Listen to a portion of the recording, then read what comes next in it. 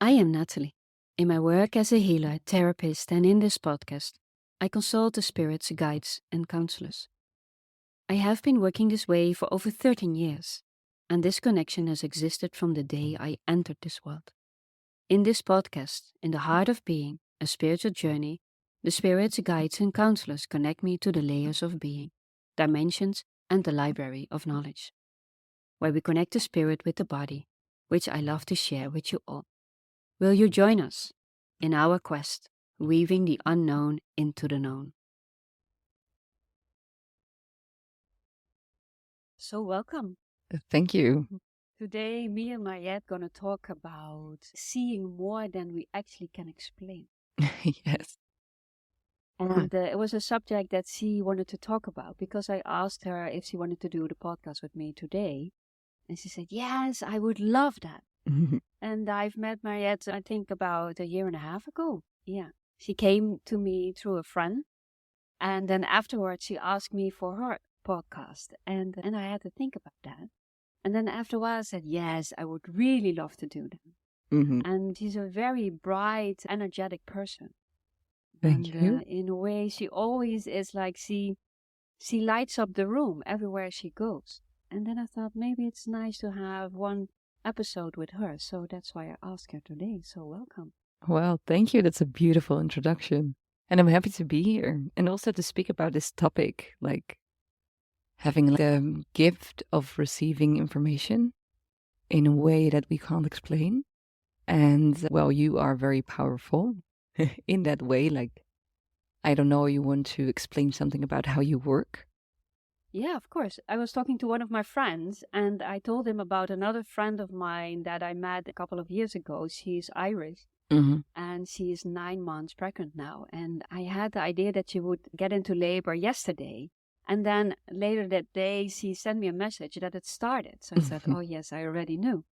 I told him about like 5 or 10 days before the mother comes into a certain realm. And I always say like they're going to pick up the baby and the baby comes down. So in that time, I'm this space in between. And when I work, I'm also in that space in between. And then he told me, he said, how do you know this? You don't have children. And I said in Dutch, ik weet dat ik weet, zonder dat ik weet dat ik het weet. So I said something like, I know that I know, but I don't know that I know. Yeah. You know? And this is actually what this is about. It is not about thinking. So some people tell me, how does that work with you? I say, you have the same. We have those insights, but we rarely take notice of it. You know? So it just comes to you. It's like someone hands you it. And then if you start noticing it more and more and more, then you can work with it. But I always say there are two things to take into account. It is never like someone is telling you that you need to do something, and there's never an exchange, because then something is wrong. It is always like they're handing you information in a way, and it's for you to work with it or not. I guess you have that in your work also. Yeah, you can call it intuition, or you can call it like a psychic gift. I guess when you work as a coach or a therapist, most of us have this intuition, or most of us have this gift, this psychic gift. But for me, it's very interesting, like, how do you work with it? And what is true from what you receive and what isn't true?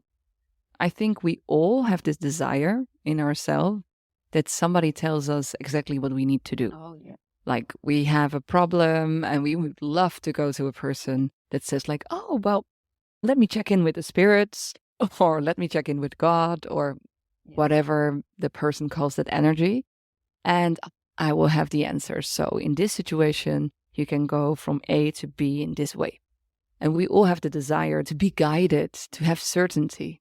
And with having intuition or a psychic gift, sometimes you have the feeling, because it comes to you in such a magical way, that it has to be the truth and that you have to follow that direction. And that is something which I think it's good to have a conversation about, like how to interpret those information and what to do with it. Well, I've learned over time, actually, that things became true. That's how I learned, because in the beginning I would not listen. And then they would tell me, because they never tell you that I need to do this or I need to do that, but they would tell me that I needed to go a different way, take another corner or another street or something. And then I would not do that because I said, yeah, well, I don't know. I'm in a hurry. I need to get somewhere. And then something would happen, something that I did not like. And I started noticing that more and more and more.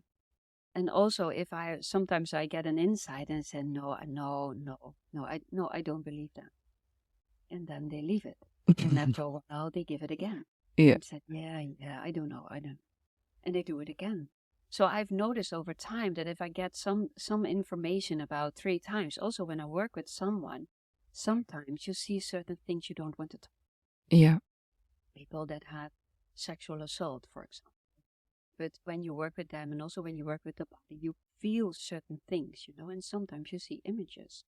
And I'm always very precautious with that because sometimes people don't even know anymore. You don't want to steer something that is not ready to awaken. And then I always go a little bit around it. And when they keep on giving it to me, I said, I have a strange feeling here, or I get this image that I cannot truly explain. And then I tell them, can you see that? Yeah. So in that way, you also get the truth. But I had another client coming to me. And then I said, I feel a lot of anger with you. And she said, no, this is not true. And I said, okay, then I didn't see it. I'm not going to convince you because if you feel it is not right for you, then it is not right for you. I'm not telling you this is the truth. You always need to feel for yourself everywhere you go. Yeah. If someone is about to tell you, this is the way it is, then actually I always say, get up and get up. Because then someone is trying to force upon that truly isn't you. It is always for you to say, okay, she has told me this. How does it make me feel? And in our heart, we always.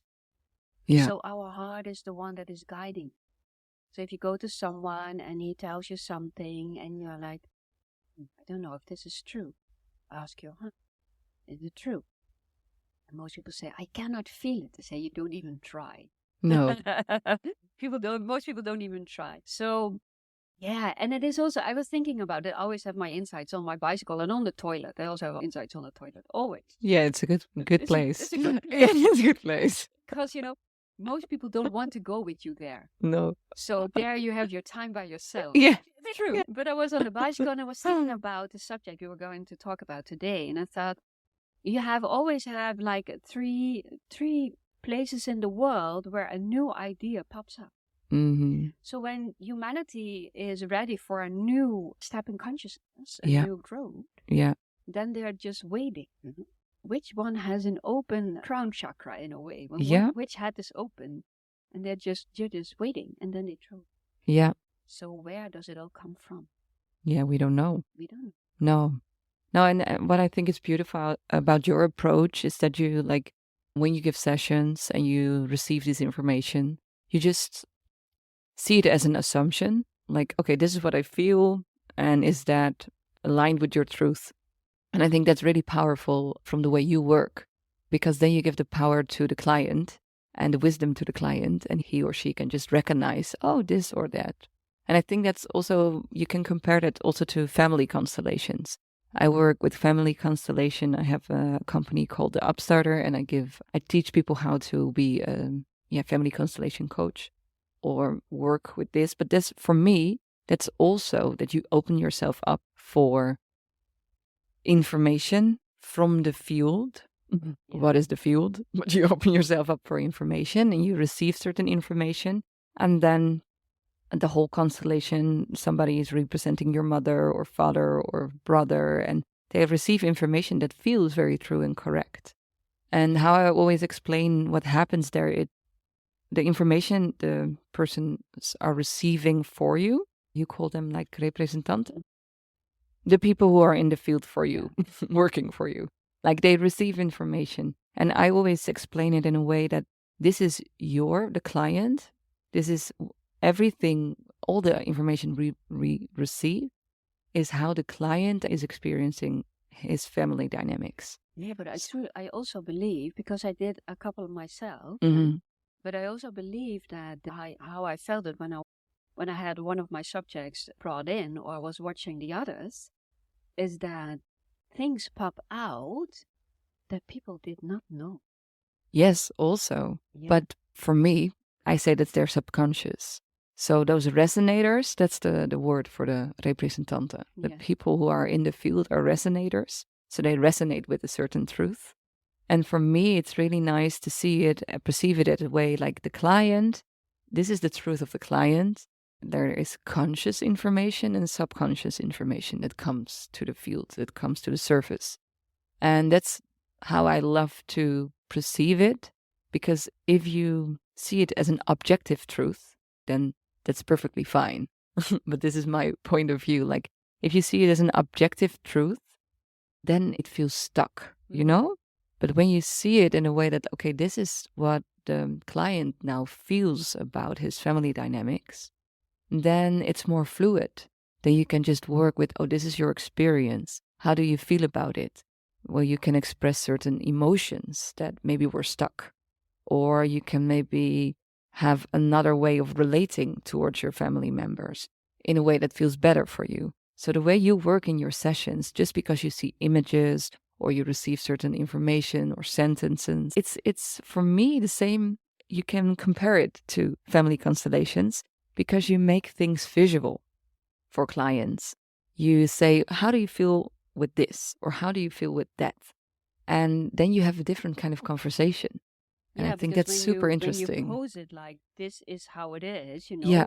I sometimes, when we talk about asking questions, I said, when you say, I believe, or for me, then you just kill the conversation instantly. Yeah. But if you would say like, for me, I noticed this and that, how it happened. How is it for you? Then you just open it up. And when someone comes and said, I get this information, how does that feel for you? Do you recognize it? And then they're like, wow, I need to think about it, or I need to feel about it, because then something happens. It is always subjective, because the truth is we all have a piece of it, and together we make it one. Yeah. Definitely. So I have a part and you have a part, and all the people that are coming to you and the ones that are coming to me. Because when we meet, those two pieces are approaching each other in a way. And then, that's how they say. This is interesting how they show it. Then a sparkle can come. And in the end, it can become bigger than it was before, you know. But it's not by telling the other, this is the way it is. So in one of the other episodes is about the art of listening. And there I tell about a friend of mine that he likes discussions. I don't like discussion. Because then this disappears. Then you don't have this connected wisdom. And connected wisdom, like, it expands. But if you have a discussion, then it's your truth or their truth. And then it's not expanding. And another thing I was thinking about is that most people find it a bit of a scary subject. Yes. Remember that we talked about that? Definitely. Because where does it come from? And sometimes people come to me and they're like, oh, then you can see right through me. So that's what they say. I said, but I don't do that. I'm going to work with what you show me. Yeah. And perhaps you show me something I do not know. I'm just going to see. Yeah. And I have one friend and she always knows. And then she says, Natalie, this and this. I don't know why I know, but I know. And she's always right. But she's not spiritual at all. She just knows. Yeah. So we all have this quality. Yeah. And life would be so much easier if we would allow ourselves to let this quality develop more and more. And I believe in your work, you also do that. You try to teach the people that they learn to listen to themselves. Yeah, to their intuition. They have their own knowledge, their own... Yeah. The wisdom from the heart. Yeah, and their own spark. I don't know why they are talking. They are talking about sparks, because in a way, when we spark, we... Oh, well, that's a beautiful sentence. We enlighten up our being. Hey, it's nice that they are always around. They're always around. They're always around. But we all have spirit. Yeah. We all have spirits. And Anouk asked me, what are the spirits? The other day she asked. And I said, the spirits are the one that were you in the lives before. That's a beautiful way of seeing it. And that's why I said we all have them. Mm-hmm. So sometimes we have knowledge that we do not understand, that we don't get from the field, but that is inside of us. Mm. Like that I don't know where it comes from, like Yeah, but we know. yeah. We truly know. We feel it. It in everything, in all our cells. And it is from the spirits. And the spirits are the ones that we used to be in. Mm-hmm. So there's a lot of knowledge behind them. Yeah. I always look up when I talk to the spirit, because if someone doesn't ask me questions about it, it's a normal thing. But then when she did, I said, oh, so we all have that. Because some people tell me, I am not like you. In a way, yeah, but we all have spirits. We all have these psychic abilities. So what I love about you is that you just normalize it. So when you go to a session of you, then it's just like we are having this conversation, and then sometimes you look up, oh yeah, they're saying this and they're saying that. That's, for me, I love it. It's just like being in a movie of Matrix and going to the Oracle, you know? It's just, we all sense and we all know that there's another dimension, or that there is something beyond what we can comprehend. And it's really nice if you just allow yourself to connect with that and just trust by just listening and feeling, because we get messages or we get images, and maybe we don't understand them at first hand. But if you sit with it for a longer while, then they start to make sense. So I think it's really nice that you normalize it and that you say we all have this gift. Just open yourself up for it. Don't ignore it, what you did in the past. Just let it in. And the thing is, like, now it's getting closer and closer and closer. This is what they show me. Like, they always talk about, certain people, everyone, about multifaceted personalities, dimensions. So actually what that means is that all what we have been will be. Mm-hmm. And some people can already, in a way, feel behind them the lives they had and the knowledge that they, how you say that? The knowledge or developed wisdom. in a way, or that they found in the lives they had. And it's becoming one. Mm. So they talk about multidimensional beings. So becoming more multidimensional beings. That's why we have knowledge that we cannot explain. I think it's beautiful that you're saying this, because like I was 12 years when I first had, I don't know, these images and insights from my past life, but I was raised as a Christian. So I was like, okay, those are interesting fantasies, which feel very real and they feel like a memory. But I just couldn't I couldn't really understand what I was seeing or perceiving or feeling. And then I was 12 years old. I was in secondary school, like high school, the first class of high school. And then they explained about Buddhism and Hinduism and about past lives. And it was the first time I understood, like, those were past lives. But I have never heard of past lives up until that point. And for me, again, what is true? Like, does past life, do they really exist? Or yes or no? Well, I don't freaking care. I don't freaking some care. People, if they don't want to believe it, that is fine. Yeah. And if they want to live their lives the way they do, it's also fine. But for me, that feels as true. Yeah, for me as well. Yeah. And it was empowering for me. So they showed me lives where I had developed certain strengths or wisdom or abilities. Also lives where I made mistakes, and what kind of mistakes, and what were the important lessons. So just by accessing those past lives and those stories, I just felt empowered, and I felt I was growing in wisdom, and I was growing, like what you say, with those sparks, like that my light was expanding. And that felt really, really good. So whether or not you believe a past life is true or not, I don't freaking care. It's just like I always try to feel what works for me. And by connecting with those stories and those past lives, I felt I was growing. So for me, it worked. And the way they show it to me is like rocks bumping up to each other. Like, yeah. And then you get, like, when you would want to make fire, you do that also, and then you get that spark. Like this tension that comes in between makes us uplift again. That's how we grow and how we grow and how we grow.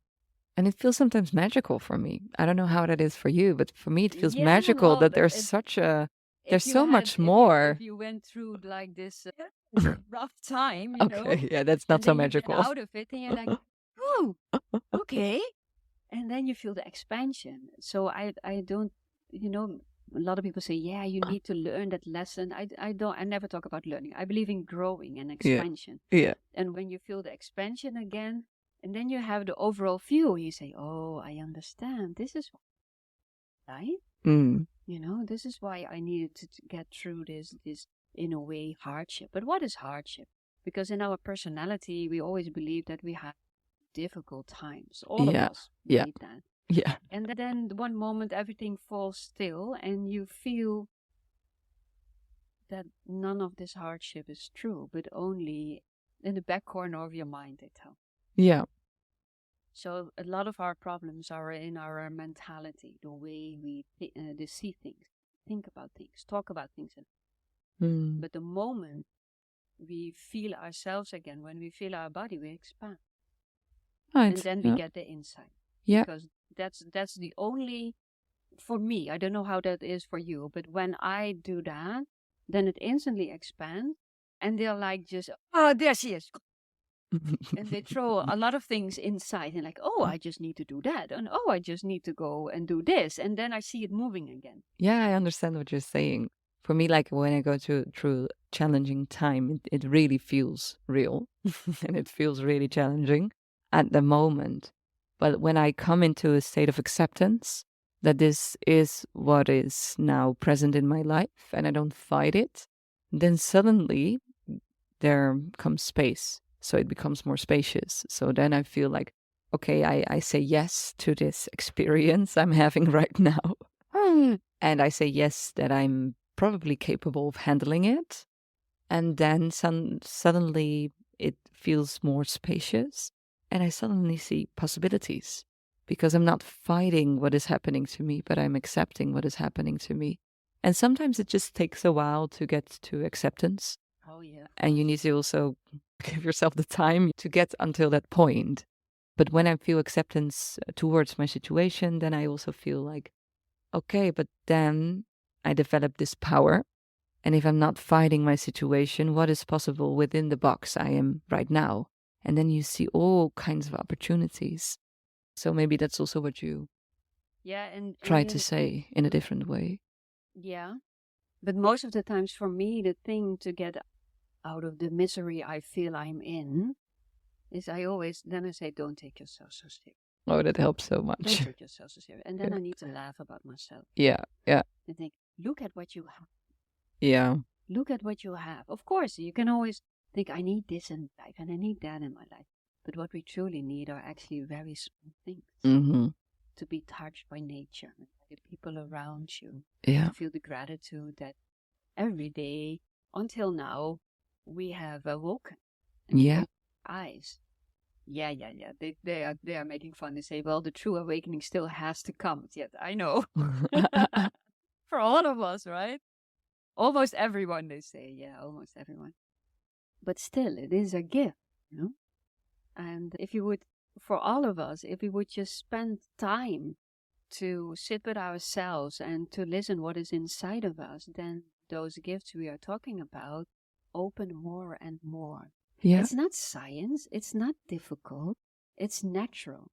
It's natural. I think that's a beautiful way of putting it. It's natural. And for me, it feels like when I open myself up for psychic abilities or intuition, then it feels like there are more possibilities and there's more support in a way, or life gets more meaning. So even when times are tough, that there's always a voice that says, let's laugh about it. Yeah, don't take yourself take yourself too seriously. Or this is how life goes. Yeah, or go read a book. You'll feel better, Or listen to that song you always love. Or just surrender to the not knowing, or surrender to that it's dark at this moment and you know or believe that there will be light again. So it are those kind of main wisdoms. That you say that because there are times that it is, in a way, you surrender to the dark and sometimes you surrender to the light. Yeah. Sometimes I believe that when I am in the middle of a boat, it doesn't matter that they both exist. No. So when I'm taking myself too seriously and I laugh about it, I take myself out of both situations.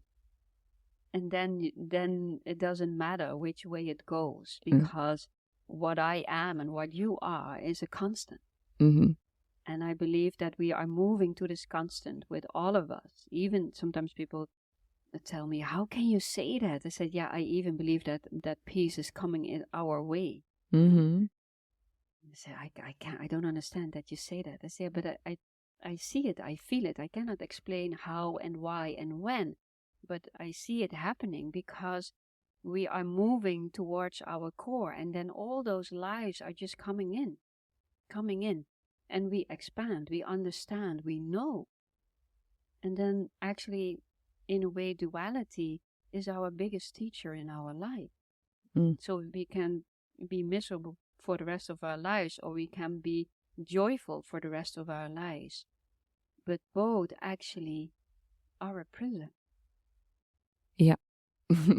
Because the one you want to get rid of, and the other one you don't want to lose. Yeah. So then you're also a prisoner because you're attached. You're attached. Yeah. Yeah. Huh? Yeah. So yeah, but it is a bumpy road. Life, you mean? Yeah, life is a very, very bumpy road. And I think when things are bumpy and when things are rough, then faith helps. And I think when you open up to whatever you want to call it, psychic gifts, intuition, God, universe, but if you open up to like, okay, there's a certain intelligence which is larger than me, there is a collective field, and if I connect my wisdom to the wisdom of others, sometimes I can collect more pieces of the puzzle and they will be helpful. So what I love about, like, you can go to a coach and you can have a good conversation and you can gain new insights. You can go to a medium, have a good conversation with the spirits around and with images and things, and you have a different kind of conversation and you get different kind of insights. You can also go to some body worker or acupuncture and gain new insights from your body. So for me, it's just like life is a constant puzzle. And when you seek for wisdom, you can seek for wisdom in many ways. You can even have wisdom when you're dancing in a club or sitting on the toilet, what you mentioned before. But I think it's just, it's about opening yourself up to receive wisdom and then to feel what is true for me in this moment. And then maybe find some faith or strength or trust that you can overcome your challenges, or that you are at the right path of walking the right path in your life. Maybe it's also about that. Well, in a way, like the higher, whatever you want to call it, is always the one that wants to guide us in the lives we have.